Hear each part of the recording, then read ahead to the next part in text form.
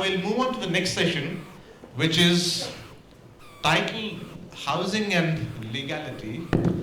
And then after that we will have our Santa Claus delivering the valedictory. You are. So I want to ask now Kinjal to please step up. Only one. And Kinjal told me day before yesterday that she was feeling nervous, and I said, you will have company, so I'm going to sit with you. Please come. And you've really placated my nervousness by making me follow 2 days of excellent presentations. So I'm going to, as he mentioned, talk about housing and legality.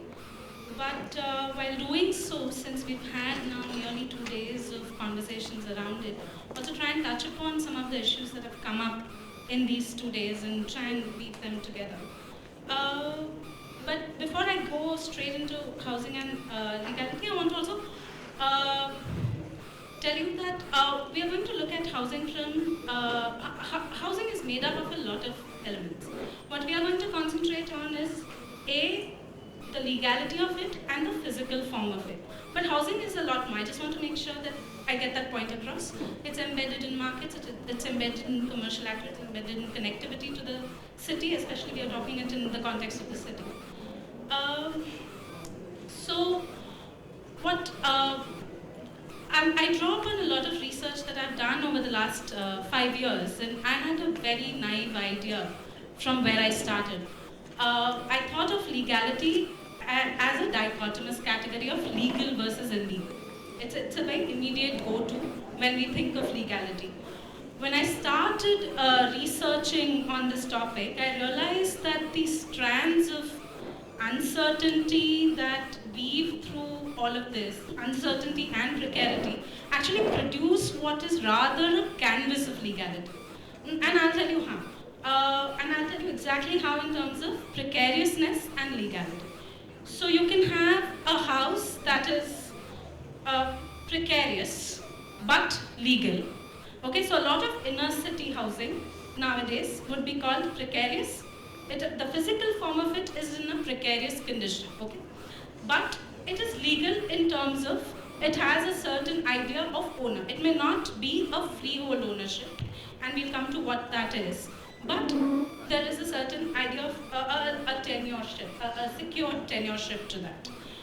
What happens is, because of its precarious physical form, it can go into slightly sub-legal levels.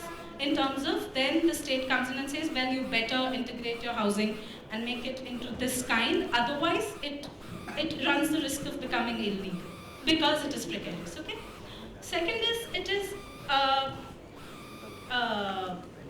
precarious and it is illegal but not precarious. Now this I want us to think deeply about, because a lot of policy literature on housing, thanks.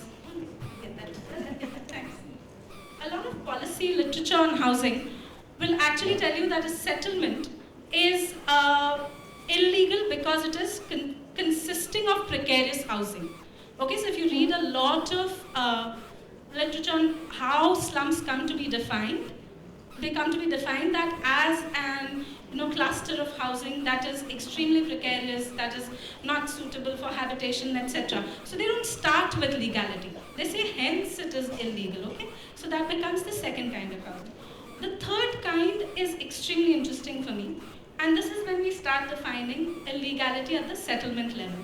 Now there are houses in the slum that have basement, that have pillars, that have extremely non-precarious structures, that are solid structures. But the legality of that house now makes it a legally precarious housing. So these are three different ways of, I think, and I'm sure there are more ways of thinking about legality and precarity, but largely three different ways of existence. And what I think it produces is a spectrum of legality.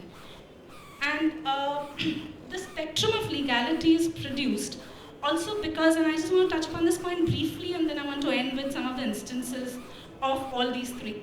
But immediately, if we reach the subconscious of our mind, when I say what is a suitable housing, I can bet a lot on this that most of us will go to the idea of a freehold ownership apartment housing. Okay, that is the suitable housing. But I want to make sure that we know that housing has changed over historical periods. What is considered as adequate, appropriate housing, and this is a very recent phenomenon in most cities. And yesterday in the evening, someone said that the problem of housing is not just that of slums, but that of middle class, etc. And what is the housing crisis that we are talking about? And largely that housing crisis is that the kinds of livelihoods that we are creating and the kind of housing that we are creating are in complete incoherence to each other. We are creating a lot of livelihood in cities, which is at a lower end of the spectrum. If you just see the supply of housing that is there, it is at the higher end. We actually have an oversupply of what is called higher end of this, of the housing supply market. So, and what then that creates is what we call as these undesirable forms of habitats and dwellings. So, we need to understand these underlying processes that are making them emerge. Okay.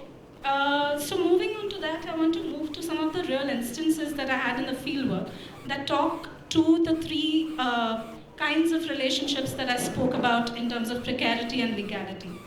So the first one was, this was again in a settlement in Bombay. In fact, yesterday we had people from Pukar talk about it in Northeast, in fact, Rafinagar. So there's a very interesting interplay of precarity and illegality that happens. We generally talk of demolitions in terms of large-scale demolitions, but demolitions happen every day. There are police that are given the task of actually maintaining a certain slum settlement and containing it to a certain boundary. So on an afternoon when I went there and talking to people, they were telling me how they built their houses in this very insurgent ways. So your house cannot look very new, very temporary, just tarpaulin, because then the police guy knows that, oh, ye to naya hai, to usko tod do. Okay? But the house can't look very formed, because then they say, arey, the slum mein pura pakka ghar bana rahe, isko bhi tod do. So there was this sort of unsaid level at which that house had to be maintained, which was not too kacha, but not too pakka, not too precarious, but not at all sufficient, and hence it kind of mitigated the problems of illegality that would stem by the police coming and saying, nee, you've done it. So I was talking to this lady, and she had 2 children, she didn't have a husband. Said, what would you do if you had some kind of security? And she said, I would replace the curtain of my house with a wooden door. I bought the plank and kept it, but I think if I put the plank, the police will come and, take it away or do something. And that is the kind of precarity and illegality that we are talking about. That I just want to put a door to the house that I have. So there's this almost a dance of precarity and legality. And when I asked this question, kaun si level pe ghar nahi todte? There was no single answer. They were like, हम लोग रात को bamboo का पोल निकाल के wooden beams लगाते हैं. अगर लगाना है तो one at a time. So you actually, even if you want to make the house, you make it extremely incrementally, one at a time. Ek bamboo pole is replaced with ek wooden beam. Okay, so that is one kind. The second one that I talk about is, again, this incident that happened in Rafinagar, where it's right next to the Devnar dumping ground. So the part of the Devnar dumping ground was given to a private agency because they wanted to do some work on garbage and stuff like that. So, and a lot of people from the settlement went inside the dumping ground, and they were into waste management professional. So the company that was given this part of the Devnar dumping ground actually built a wall. And the rationale was that these people from the slum, these illegal people, trespass our property illegally. Now, on a very rainy day, of course, that wall was built without any idea of how the water flows, etc. There was torrential rains like there are in Bombay all the time. There was water flowing across, the wall was obstructing it, the wall caved in. And the water from the dumping ground, which was full of methane, had fumes in it, entered the entire colony. Now, this is an example of how someone's illegality is used to introduce a heightened level of precarity in their lives.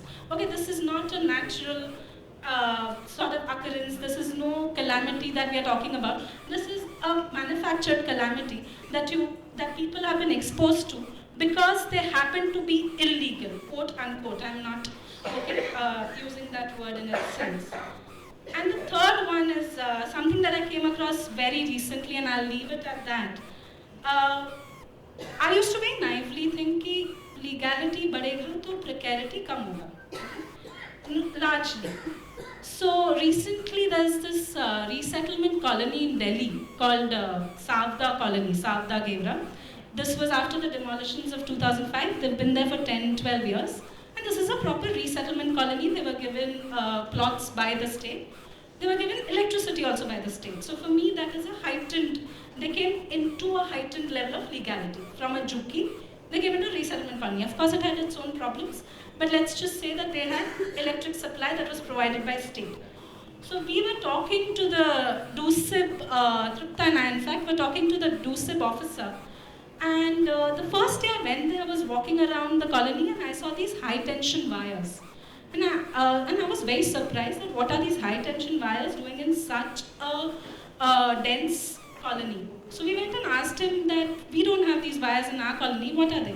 So he said, हाँ यहाँ पे एक नई technology, नई तो नहीं है पर अलग टेक्नोलॉजी है, ये है aerial high tension wires bundle. So I said, why? And he said, क्या है ना, यहाँ पे we were thinking जब colony बना था that there will be too much of power theft.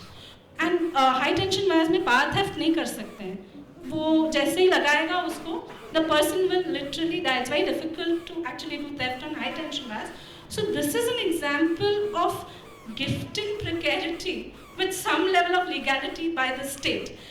So we're not moving towards any more precarious situations, less precarious situations, even if we come into a certain level of legality. Questions? While I'm waiting for questions, I actually have something to tell you. About 12 years ago, I went and asked the municipal officer here, first of all, how many slums here are notified and what does it take to get a slum notified? And he told me something very simple. He said, sir, notification or not notification does not matter for the security of the slum. It simply does not matter because if there are enough people who are powerful, who want to remove that slum and want that land, they will take it. This we know.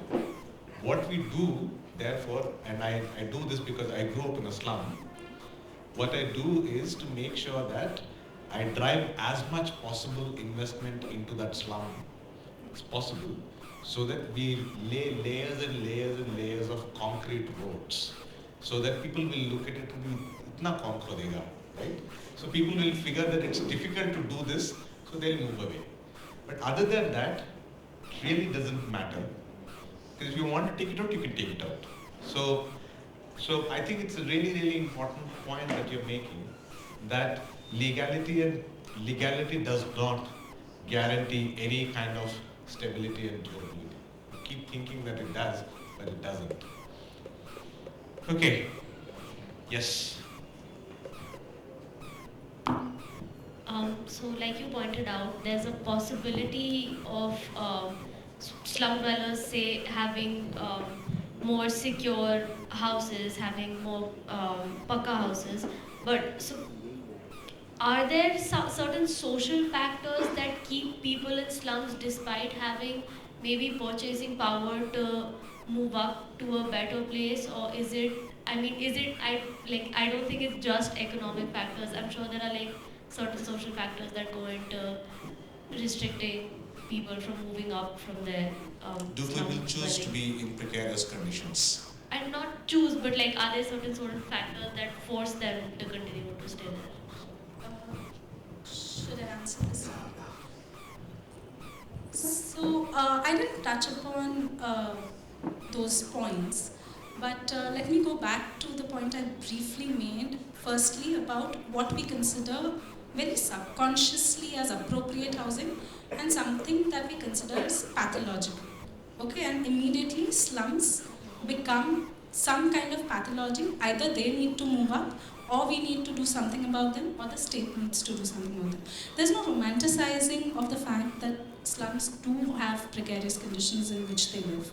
But also this sort of assumption that they need to not be there in the city at all. Okay, so there are big housing, let's call them solution for now, but they offer housing to a large, to the majority of your city inhabitants. So one part of it is that. But what I didn't tell you, and because I'm in the interest of making my presentation brief, that this colony that I was talking about is firstly when the state, what I call displaces them, they call them rehabilitation. Often these options, even if they're far away from the city, they don't have livelihood, you actually, we only think of housing in disjunction to livelihood. And that is what I briefly spoke about, that even what we are supplying in the market is in disjunction. Forget what we are giving them in terms of these rehabilitation packages or displacement packages rather. So yes, there are very, very astute economic, rational reasons for someone to not move out of the slum, but to upgrade their housing in the slum. And that's what I'm saying, that you could have non-precarious housing within a slum. You could have something that you've put in your investment in as a solid housing that is not precarious. I don't have a question, I just wanted to answer a question. Because I have some experience, that's why I'm saying. ये होता है कि मतलब कई बार अगर आप बेहतर स्थिति में जाने की स्थिति में हों, तब भी सोशल कारण भी हैं कि आप उन्हीं बस्तियों में रहने के लिए मजबूर होते हैं या रहना चाहते हैं. इसके 2-3 उदाहरण हैं. जैसे मैं भजनपुरा एक हिस्सा है शादरे के पास दिल्ली में, वहाँ पे वेलकम कॉलोनी की झुग्गियों में मैं कुछ दिन काम कर रहा था. तो वहाँ पे, और ये कास्ट और कम्युनल दोनों तरह के फैक्टर्स इसमें हैं. वहाँ पे मुस्लिम आबादी बहुत है और उनके जानने वाले जब लोग आते हैं तो वो आकर के अगर बेहतर स्थिति में हैं तब भी वो वहीं पे रहते हैं.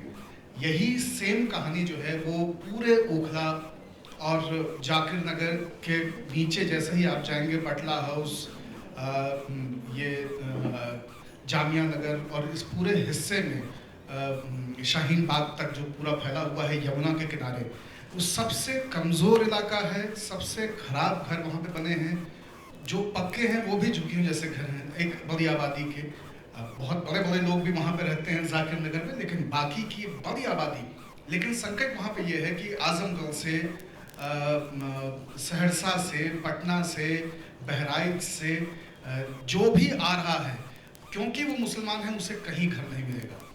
तो उसके पास ऐसी स्थिति होते हुए भी कि वो कहीं और रह सके, वो मजबूर है और वो अपनी सुरक्षा भी वहाँ पे पाता है. इसलिए अगर आप 10-15 सालों में देखें कि ओखला की हालत क्या हुई है, खास करके इस पैच की, तो आप देखेंगे कि वो एकदम लगता है कि कभी भी फट जाएगा. आप कभी डीएनडी से निकलते हुए देखें, लगता है the city about to explode वाली स्थिति वहाँ पे दिखाई देती है. तीसरा एक एग्जाम्पल और है. हमारे घर में एक हेल्प काम करती थी, मैं उसी इलाके में रहता था पहले. उनका नाम था नूर जहाँ. फैज़ाबादी थी, शादी बनारस में हुई थी, काम दिल्ली में करती थी. नूर जहाँ के पास उनके 9 बच्चे हैं. उन बच्चों के साथ उन्होंने एक घर ले लिया है जो पक्के छत और पक्के फर्श वाला घर है. वहाँ पे बच्चे सब रह रहे हैं, लेकिन वो रात में अपने पति और अपने 2 छोटे बच्चों के साथ में झुग्गी में सोने जाती है. क्योंकि उनका ये है कि इस झुग्गी को, और वो कई घरों में काम कर रही हैं, तो उनकी अभी आर्थिक स्थिति ऐसी है, बच्चे भी कुछ कमाने लगे हैं कि वो उससे निकल सकती है. लेकिन उनका ये है कि इस झुग्गी को अगर छोड़ देंगे तो ये जो किराए वाले पे ही भरोसा रह जाएगा. कल को मेरी तबीयत खराब हो, घरों में काम छूट जाए, कुछ और हो जाए, तो फिर हम कहाँ जाएंगे. इसलिए उस झुग्गी को भी जिंदा रखना है. और हो सकता है कि इस झुग्गी के रिप्लेसमेंट के तौर पे कभी कोई प्लॉट या कोई जगह मिले, तो वो भी एक विकल्प खुला रहे. तो वो रात में सोने के लिए झुग्गी पे जाती हैं, उनके पति, वो और 2 बच्चे. Thank you, Kinja, that was lovely present.